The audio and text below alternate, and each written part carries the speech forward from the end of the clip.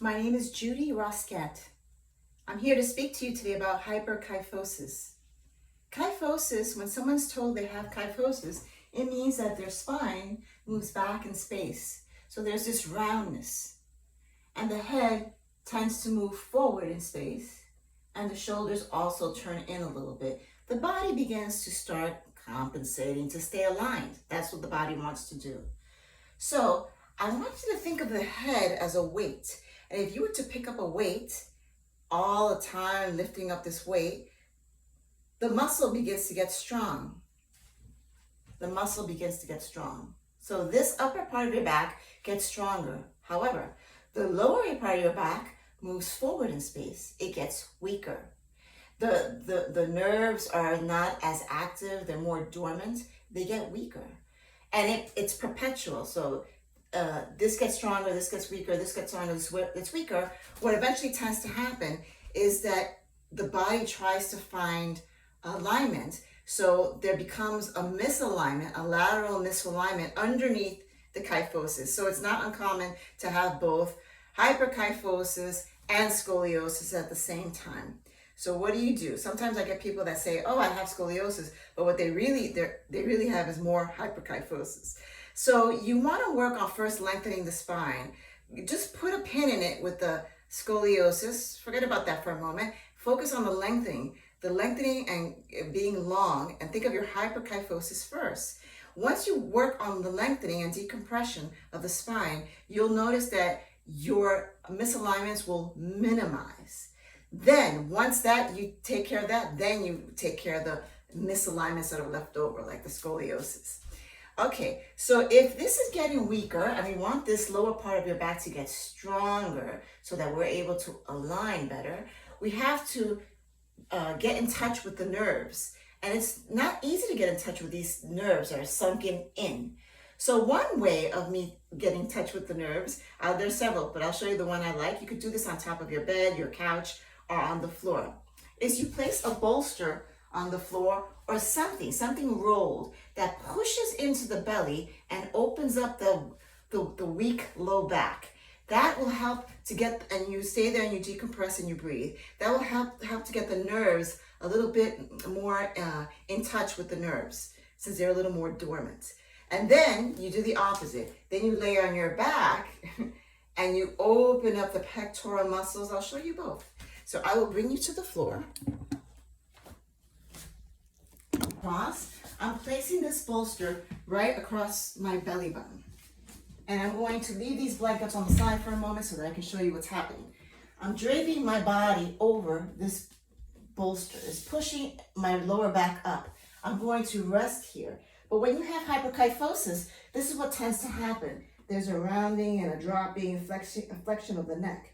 So you want something else here to make yourself longer. You want to feel the pressure on the belly, but I'm going to get longer like this. I'm going to place something here. You could go higher. You could place something underneath your forehead if it's more comfortable. And can you walk your elbows as forward as possible? Then you want to rest the head.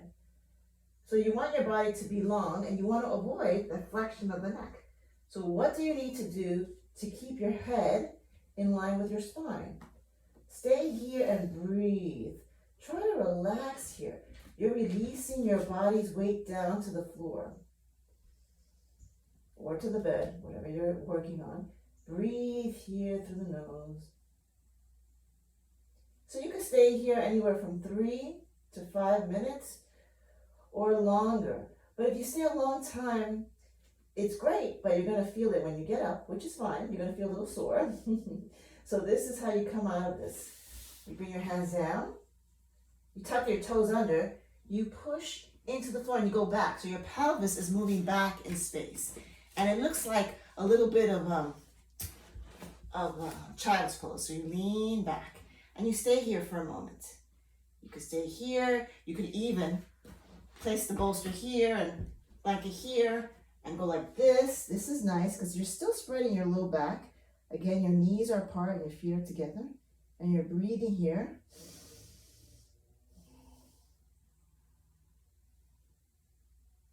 Okay, and then we're going to do the upper back now. So, the upper back. You're not going to need this big bolster. You could put it over there. You could take a blanket and roll it. Now, you don't need such a thick blanket. I'm going to demonstrate this to you. I'm going to create a roll, but chances are this roll is too big, so you can make it smaller, like this. Just try it. So here's a roll. See? You place it down like this. You turn around. And you place your hands on the floor, tuck the pelvis under and walk the pelvis forward, bend the elbows, lower your upper body down. So what is touching the roll is where your shoulder blades meet. Then you release the head down. So I'm going to keep the bolster here because you want your head to be high as the roll is pushing into your upper back. So for me, I have the range to bring my arms over the blanket like this. When you're starting, you may not have that range. It may be over here, and that's perfectly fine. The point is, you want to feel like your upper back is being pushed up towards the sky. And you breathe here. This will relax your pectoral muscles and open up your shoulders. So I'm going to keep my feet apart and release my knees in toward each other and breathe. So this is also spreading my pelvis and my low back, which is nice. So a few of you will have a good amount of kyphosis that this roll may be too much. You may have to start out with nothing. Just keep your back onto the floor and open your arms out to the side like this. You start there. Again, make sure that your forehead is just a little higher than the chin. So this will release the upper back and the upper body.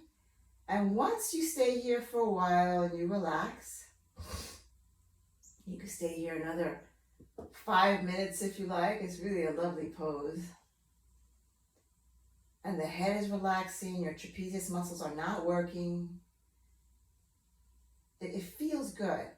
So once you come out of this, then you'll be ready to come out of this, come to the side, lean forward, push down.